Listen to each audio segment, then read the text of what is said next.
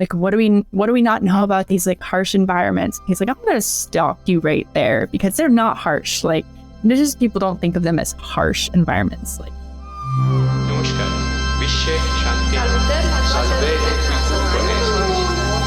hello from the children of planet Earth.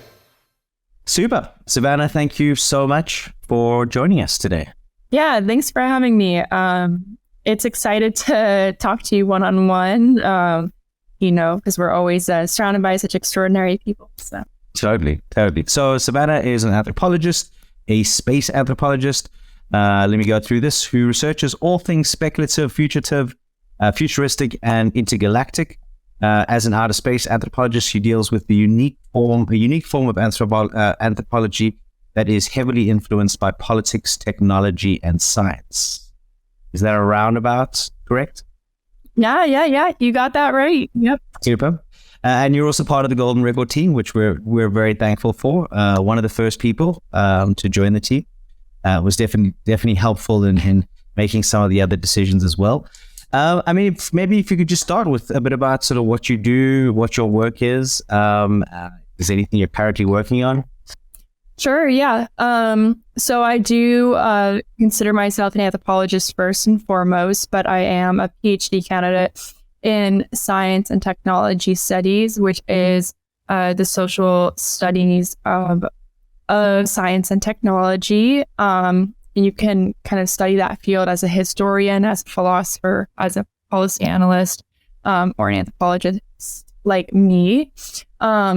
I got into this field via my master's degree, where I conducted some research at Spaceport America. And we can get into that a little bit more later if you want to. Right now, though, I would say my research primarily focuses on colonialism and critiques of colonialist rhetoric about space exploration, as well as sort of space critiques of space capitalism. That's what most of my research has focused on as of late, as well as scientific colonialism. So looking at colonialism as it's sort of masked under this guise of science. So, what sort of struck you first about the history of science and the history of all of these things that made you want to get into this?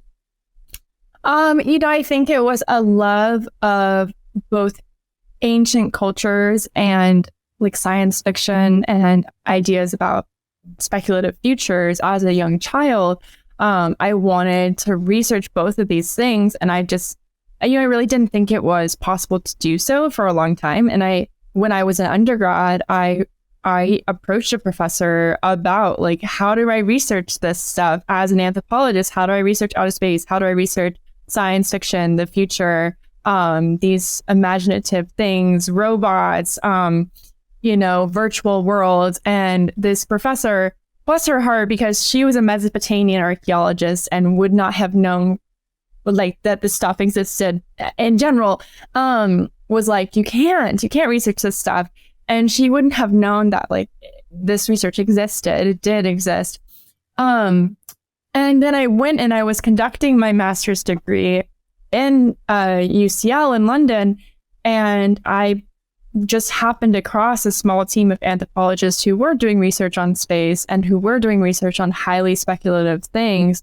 And it helps lead me to learn about the world of social science research that existed on not just speculative and science fiction like subtopics, but also space research that is really present and pragmatic. So working with current space companies like I did, and applying that to both future thinking and present thinking. So, and can you maybe sort of elaborate on sort of how you would apply that? Yeah, so with Spaceport America, for example, my research was on risk and sacrifice. and perceptions of how individuals were taking risks. And not all these risks were, some of the risks were economic, investments in space. Some of the risks were physical, like the physical risk of going into space, especially because I was there not long after the Virgin Galactic crash that led to the death of Michael Ellsbury.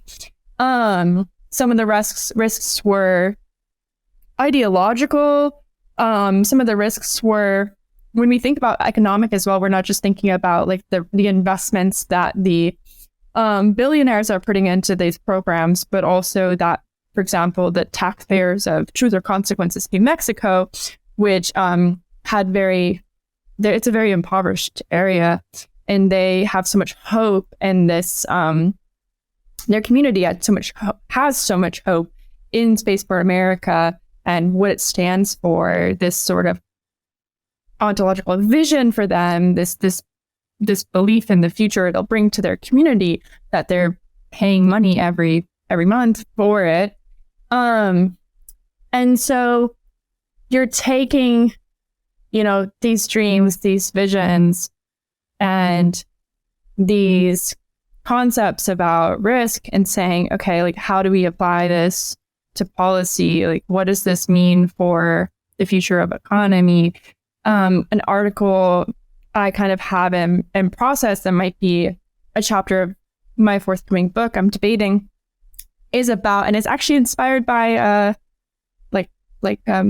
kind of political strife in Johannesburg, South Africa as well, is all about asteroid mining and resource extraction, and how this speculative future that does not yet exist, probably will not, if for many, many, many, many years, but that many companies were working towards for a while there, how might that have lasting effects on lasting economic effects here on Earth? How might that result in the cycle of poverty extended into space? What does this mean for, post-scarcity futures? So I kind of like explore these ideas and these topics. A lot of it has policy implications, is where it comes back to the kind of real world changes that are and implications it has. This asteroid miners on the Expanse. They're quite cool language if you've seen the Expanse. And is this sort of going to lead into, obviously, some of the stuff that you're working on in the book, and that's essentially will focus on ethics and timing of human space travel? So the concept of the book, my main question I'm exploring is it worth it socially, politically, and economically to explore outer space? And I explore these questions through historic research, political research, as in like exploring congressional rhetoric, my own ethnographies, and then also sort of personal introspective journey. So but the book is kind of like part memoir, part research. And so I break down the sociocultural side to things.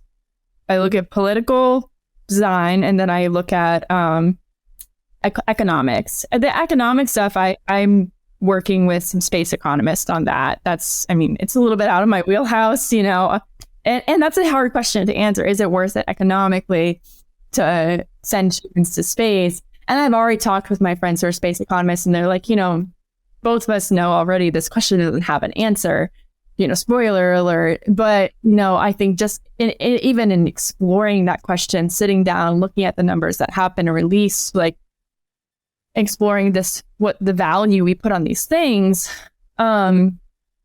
is going to tell us a lot about the value that humanity is putting on human space flights versus other systems on Earth and other goals. Fascinating.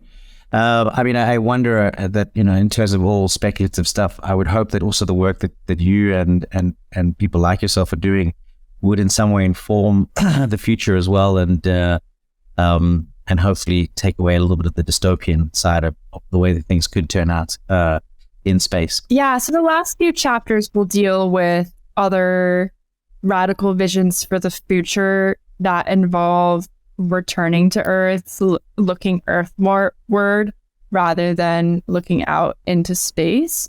And I will explore that in different ways. And I won't go into too much detail about that, but I do say, okay, like if we should not be going to space right now, what should we be doing instead? So I do that. I try to end on a positive note. I mean, you work with a number of organizations, and it's sort of, I'm very thankful that these sort of organizations exist in terms of Humanity in Deep Space and Just Space Alliance. Could you talk about a bit of the work that they do and that you do with them? Yeah, absolutely. So Humanity in Deep Space is just an incredible nonprofit that sort of popped up seemingly overnight. It started back in 2019 with this seminar put together by Chris Kimmel, founder of Space Tango, that runs up to the ISS all the time. And Chris put together this seminar for individuals who were not your usual people who would be communicating with space professionals. So they were poets, they were artists, they were philosophers, they were writers, they were Clowns Without Borders, they were chefs. He really wanted to bring new and unique voices into conversations about space and put them into a room with some of the executives in the space industry, both commercial and government. And it was really an incredible experience, I think, for everybody there. And from that stemmed what kind of turned into just an incredible network of voices that continued to be connected through Humanity in Deep Space via webinars, flash classes, and that's sort of like Humanity in Deep Space became like an interface for connecting those in the space industry with those who wouldn't be considered voices traditionally involved in the space industry. And it's led to some really interesting projects we have coming up. I work with Chris pretty closely, and Chris works with us to the Golden Record. Now, the Just Space Alliance is also about bringing new other voices that have been left out of space industry conversations into these conversations. But it focuses more on inclusivity and diversity, and making sure that conversations about space are keeping in mind accessibility, individuals of color, women, non-binary individuals, disabled voices. And so, which, I mean, Humanity in Deep Space does that as well. Like, one of our next upcoming panels is on disability studies in space. But Humanity in Deep Space is a little bit more like educational forum, essentially, and networking. So I'd love if you could just expand on a sentence. Most of my love of space has to do with the unknown and the extreme of how we can make connections between pre-existing analog places. Yeah. So, it's funny. I'm going to do a talk on existing analogs for the NASA History Department sometime in November. This is like a topic that is so, like, I'm so passionate about, because I see analogs developed and created by space organizations a lot. And it's not like I think they're a waste. I think they're great and we can learn a lot more from them. But I also think we can learn so much from analogs that exist in nature. For example, like Antarctic bases, or like we could even push things farther and just like learn from the individuals that have been living in the Arctic for centuries, indigenous Arctic people. And I wrote an article about this ages ago. And this was something that I first started to learn about. I took a whole course on Arctic peoples and how they interacted with their environment. And you learn a lot about your biases about these environments. right? I remember when I was first talking to my professor who specialized in Arctic peoples and had lived in the Canadian Arctic and worked there for decades himself. I was saying to him, like what do we not know about these like harsh environments? He's like, I'm going to stop you right there because they're not harsh. Like, indigenous people don't think of them as harsh environments. Like, they think of them as bountiful and rich, and like when they see this land, they think of like the fish beneath the sea, and they think of the whales that come in seasonally, and they think of the snow as full of water, and they think of the plants that are hiding beneath the snow, and they think of the snow as a building material, and they think of the, and he just went on and on and on about like describing like every single part of this land that you could use and how you could use it and what you could do with it. And like, and just like, it made me think about landscapes that we just write off as inhabitable so quickly, or we write off as just a resource to be mined and used, and that's it, rather than like lived with. We're living on this land. And it's the same as well with Australian Aborigines, living in the outback. We see stories about how they map the land and how they're existing with it. And I feel so inspired when I see these, because when we think about living on an icy planet and we're talking about all these like difficulties and the harshness, we're making these billion-dollar analog sites here on Earth to try and figure this out. And it's like, has anyone just gone and talked to like someone who's lived in the snow their whole life? Like, I mean, or like looked at like even just like records of these individuals and their history that exist, and even started there, or Arctic stations, right, that have existed for ages. And we have other analogs too when we're testing, for example, for high stress. Think about highly industrial areas, like oil rigs is what I mentioned in the article. Or even if we're thinking about learning team building in high stress, high intensity environments, when you're also put it like high risk of injury, restaurants and bar work. I mean, that's something that I studied prior to space, and I've worked in the restaurant bar industry for years, and people might laugh and think, well, that's dumb. Like, it's not that crazy. But the fact that like, at least, especially when I worked for large corporations, like the fact that at least one person is getting a 3rd-degree burn every single week, and that you're like constantly working in a high stress and high volume environment from, 11 a.m. to midnight plus closing, that you have to be able to respond to sometimes true emergencies, sometimes not quite emergencies, that you're working in this intense team dynamic where you don't always like the person beside you, but you have to work together. I learned patience from working in bars and restaurants, like 100%. Like I did. I learned patience, and I learned a lot of skills about working with people I didn't like, working with team leaders I didn't like because I had to, working right after you've been injured. And I think about these as analogs and like what makes a good skill. I think about as well, like how we're deciding building teams. Like a lot of this is based on our ideals, on American ideals on how we should be building a team.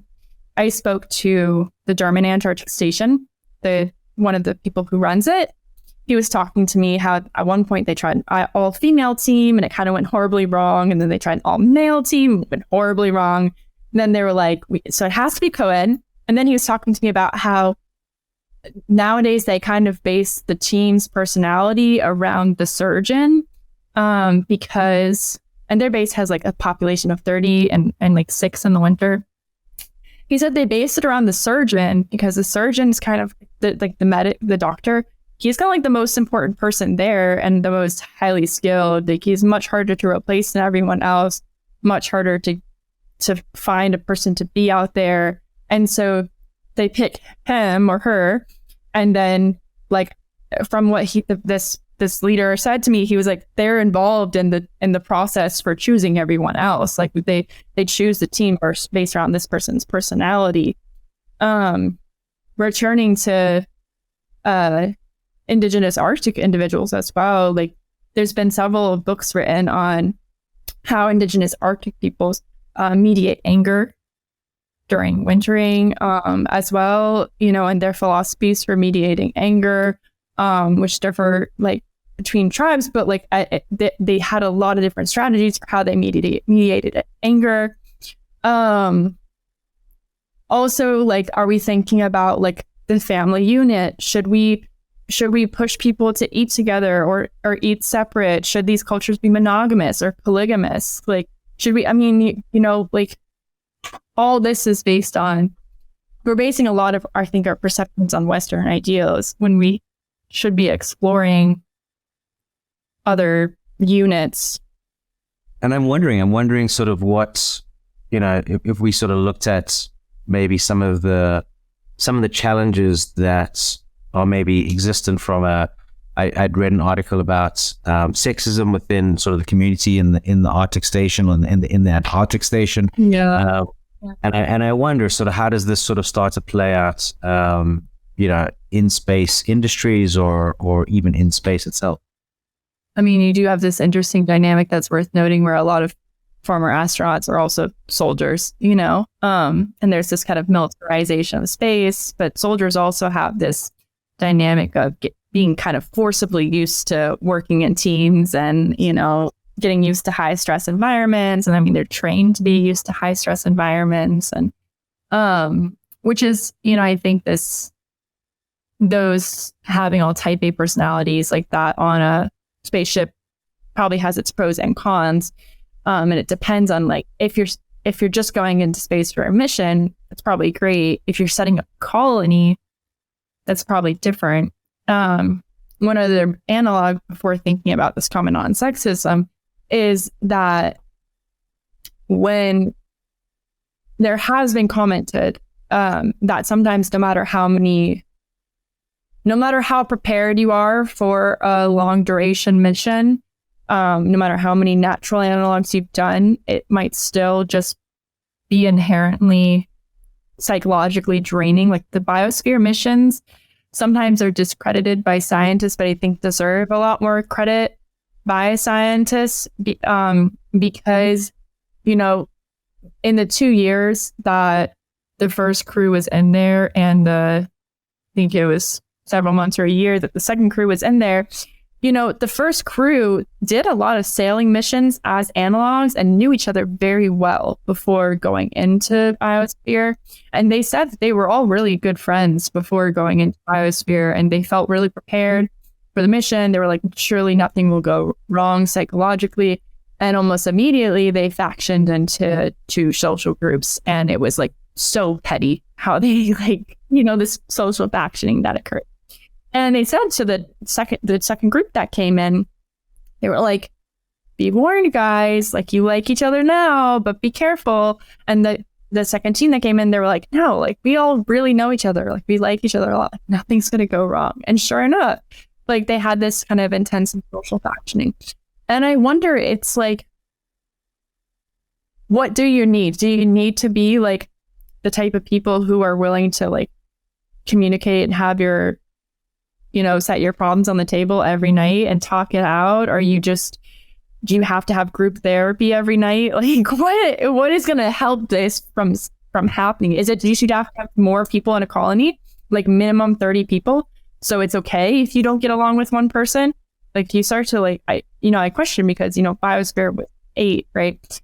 Is that just too low of a number that it's easy to have this breakaway? Is it just too hard to avoid? Just like it is in restaurants, you have a staff of 30 people. There's always going to be 1 or 2 people you just don't get along with as much as everyone else, but you can make it through a shift together. And they talk about like, yeah, I could do work with that person, but we didn't talk to each other. But in terms of sexism, yeah, I've also heard stories of it going badly on Antarctic stations and in like ethnographic projects from an anthropological standpoint, and how, especially when you're wintering over and you can't leave, you just have to find ways to kind of like suck it up and make it through. And then retrospectively, some of these people have done interviews and talked about how miserable they were. And this happens in ethnography as well, when you're doing long-term research with a tribe. And like, what do you do if one of the one of the men in the tribe starts to be really attracted to you and really wants to have you as their wife? And like, this has happened. And some of the books in it's like, do you stop your research project and leave? Like, do you continuously reject their advances and risk throwing off your research project? Do you make it a part of your research? Do you have sex with them? And throughout anthropology, all of these options have occurred, and people have written about them. Like, it's just like, anthropologists kind of take it as like, well, yep, this stuff happens. Like, you're living there for years sometimes. Like, but I know right now in the space industry, there's been a lot of criticism because there's been like this wave of sort of sexism, and you can see there's been like a Twitter storm about this recently of people being called out and being fired or being sexist towards interviews. And I talk about it in a bit in my book. About examples I saw and experienced myself. And I think, it is an industry that's overwhelmingly male, overwhelmingly white male. I just, one time I remember having a female colleague say to me, she's like, next time you go into a room, you should count. I want you to count how many women there are. And then I want you to count how many people of color there are. And ever since then, like, I'll do it every time I'm at a meeting. And it's true. It's just overwhelmingly like 80% white male, and there's usually like one or two people of color, and it's thankfully it's starting to change, and it's good to see that change, but it's been a slow change, especially in executive leadership. Colonialism in science. I've never really sort of had a proper conversation about it. Let's get into it. Well, yeah, I mean, colonialism is often masked through scientific enterprise. So, for example, you could see this a lot in the history of tropical research stations. The research stations which were established around the turn of the century and before that in Central America and South America. And these acted as essentially colonial outposts, not just as scientific stations. They were sort of our way of saying, hey, we're staking claim on this land, and everything we discover there, like finders keepers, we're going to name it, even though it's probably been named by indigenous people. We're not going to acknowledge that we're building something on land that is owned by other people. And, even in uninhabited places, we can see colonialism start to occur through the establishment of research stations. So we see this in Antarctica, especially during the heroic age, where you have this intense competition to get there first, to settle first, and you see the continent divided up intensely. And then you see Antarctica sort of ruled through scientific expertise. It's sort of, there's all these rules, right, about what you can and can't do and who has the rights to the land, but based on science, right? You can't do a lot to Antarctic land because we want to keep it pure and untouched, which is a good thing, right? We want to keep it pure and untouched for science. Like, it's arguably a good thing, but when you think about it, like, this is another type of land ownership maintained through scientific expertise, and scientific expertise is kind of seen as this political righteousness on its own. Like, we are great, and we are wise, and we have PhDs, and therefore, like, we have a right to claim this. And when I write about this, I have an article forthcoming on this. When I write about this, I kind of am also applying it to, like, how is this going to be applied to us staking claims on other planets as well? Even if they are uninhabited, how do we start to stake land ownership claims in a way we're saying we're doing this for scientific purposes, but at what point does it just become us wanting to, make claims to large areas of land? But also, like, is there a place where, because the funding is coming from a certain part of it, could be a corporate funder, and if they're funding research in this particular area, I'm sure there's the line. It seems pretty vague on where. Yeah. See, I had someone ask me in a webinar the other day. They were like, what sort of government do you think they'll have on Mars or something, or on a planet? Like, will they form like a socialist community, or like, and I'm like, I think it's going to be a corporate structure, like it's going to be based on, who is in charge of it, in the end, it's like you see in The Martian, right? When I love that scene where Mark Watney, he's been stranded on Mars, and for most of the book / movie, he doesn't have contact with NASA. And so he's doing his own thing. He's just trying to survive. He's growing his little potatoes. He's making his rover. And then finally he gets contact with NASA, and NASA's like, okay, we want you to do this, this, and this. And he's like, screw you guys. Like, no, I'm going to do my own thing. And like, that's the thing is if there actually was a colony on the moon or Mars or whatever, like it would be hyper controlled for a very extended period of time until you really do have probably hundreds of people there, or for some reason are not in contact. Even with time delays, you're gonna have rules on what you can and cannot do, just like you do on the ISS. You cannot go up to the ISS and start taking shots of vodka. You can't. Like, there's rules against that. Let's talk about records going to space and sending records on spaceships about humans and about the biosphere. What do you think it means to society to put stuff on spacecraft and send it out into the universe? I mean, I think it's great. I think we should be leaving artifacts of our humanity on everything we send into space. I don't know why we wouldn't. And I go back and forth with the golden record on what we should be putting on there. Sometimes I think like we shouldn't overthink it. Sometimes I think if we just give every country a turn, right? Every country gets a golden record and we just line them up for the next 170 space items, and they all just go out there eventually, and we can't make a say on what, even if North Korea wants to just throw their anthem and scary stuff on their record, it's not on us to tell them not to. Like, every country gets their own say.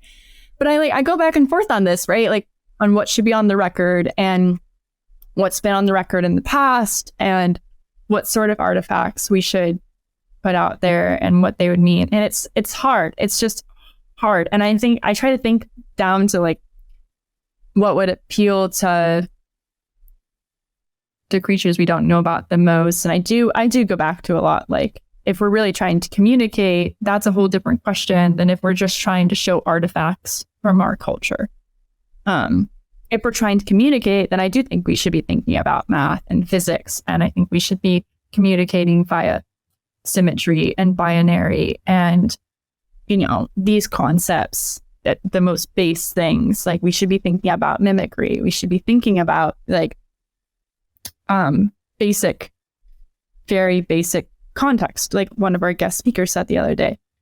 But if we're thinking about artifacts representative of Earth, then I think we shouldn't overthink it. I think we should put the Beatles on there and teddy bears. And I think we should, fly the Union Jack and like stuff like that, If humans found a record on a spaceship that was pretty comprehensive, what would you like to know from the aliens, about the aliens?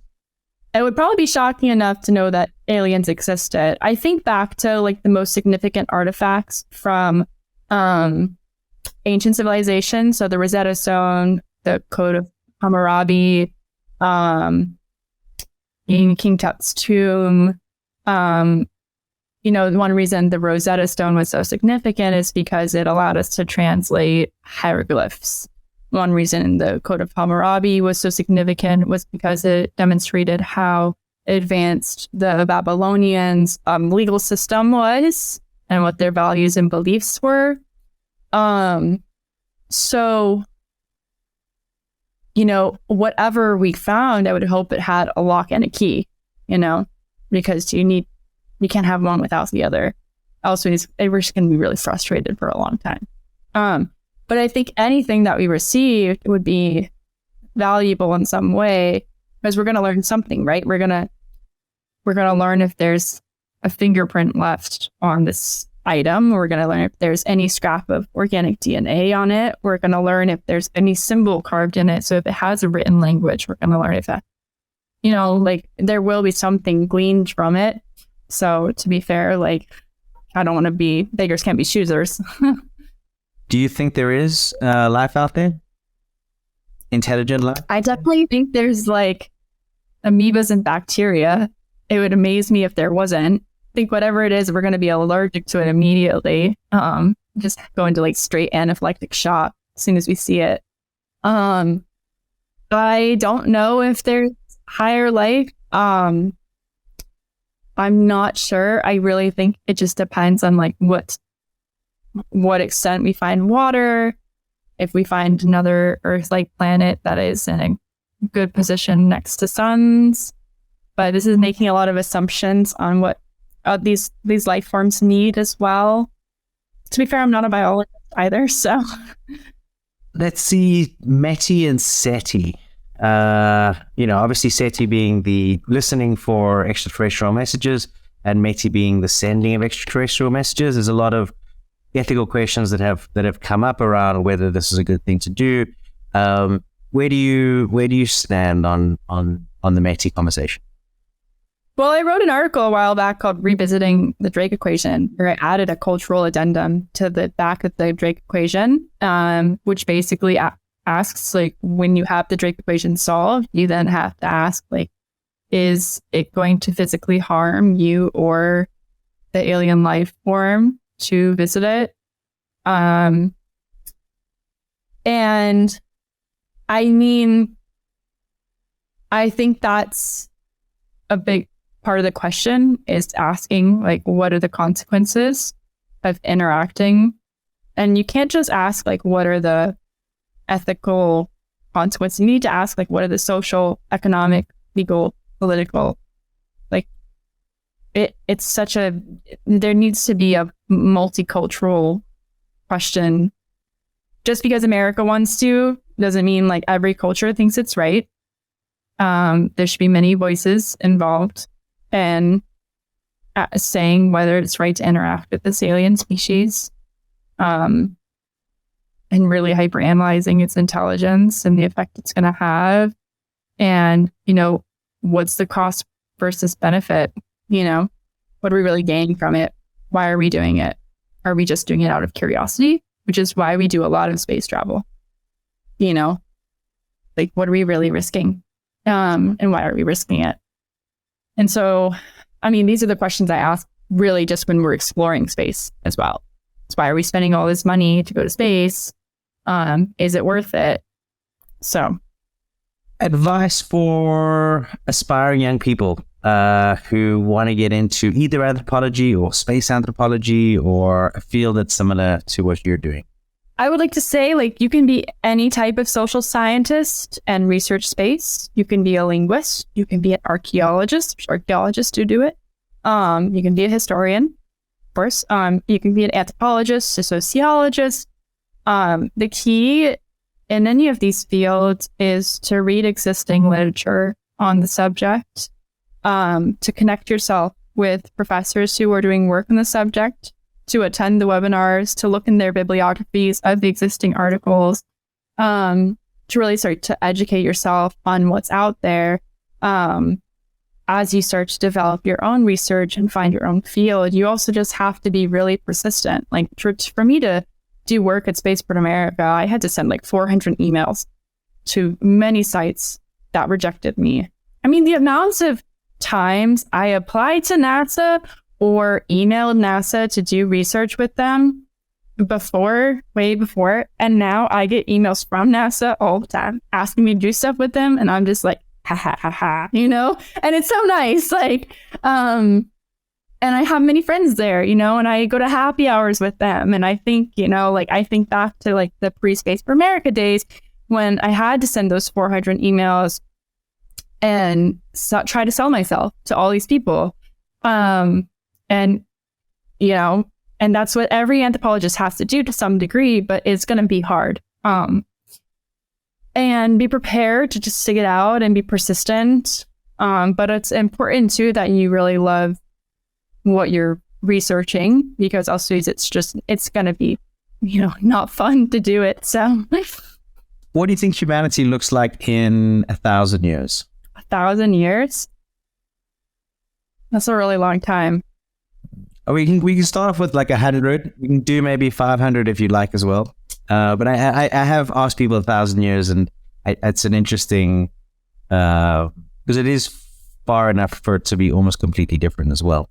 I mean, I think there's so many potential pathways humanity could take, right? And there's really morbid paths we could think of. And like, I mean, if you look behind me at old science fiction on my shelves, like we've already had many imagined. We've had futures imagined where vaccines are currency because diseases like pandemics occur at such a frequency, and quarantines happen every year. And so sure, I could sit here and say in 100 years, I think quarantines are going to be a part of our daily lives and climate change is going to be higher.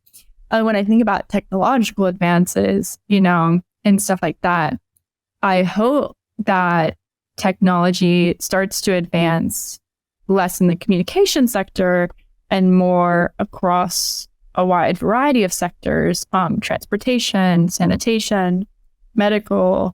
I hope as well that we do become more socialist and that we do start to see, you know, that post-scarcity futures are a potential reality where, you know, basic needs are being met. I kind of hope to see futures in which like Earth begins to be prioritized by individuals, and we see their return to nature and a growing interest in nature, and that future generations become increasingly interested in nature and not in the pastimes of the wealthy and in exploration for the sake of exploration.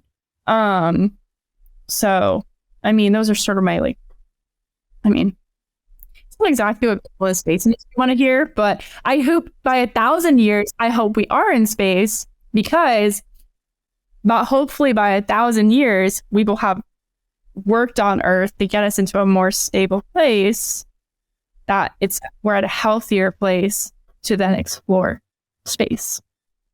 I'd never really thought about this idea of that a lot of resource gets put into communication, probably at the expense, at least sort of a brain expense in terms of smart people working on smart things, to a lot of the other industries that need a lot of this resource.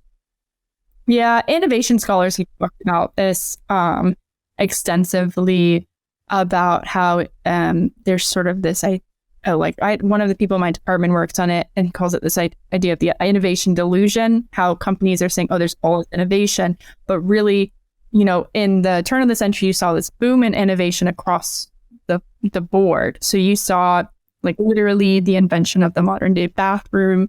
You saw, you know, planes, trains, automobiles.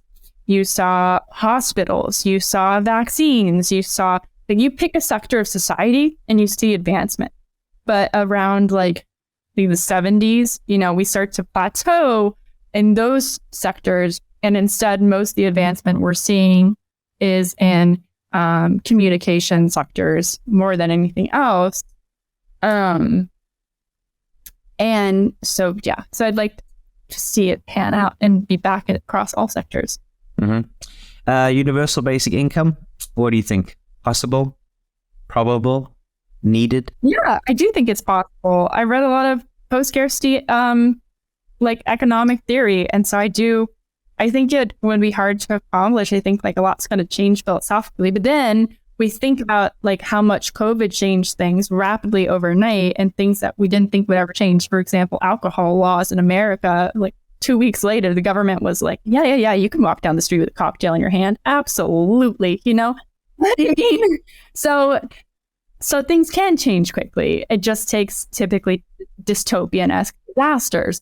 But, you know, I do think that like we can get there and get to things like that where we see hopefully resources spread evenly and you know, sort of a hopeful stabilization. And that's the utopian demand I make. But is there anything else before we finish that you would like to add or talk about? Or I mean, thank you so much for inviting me to talk. This has been a ton of fun.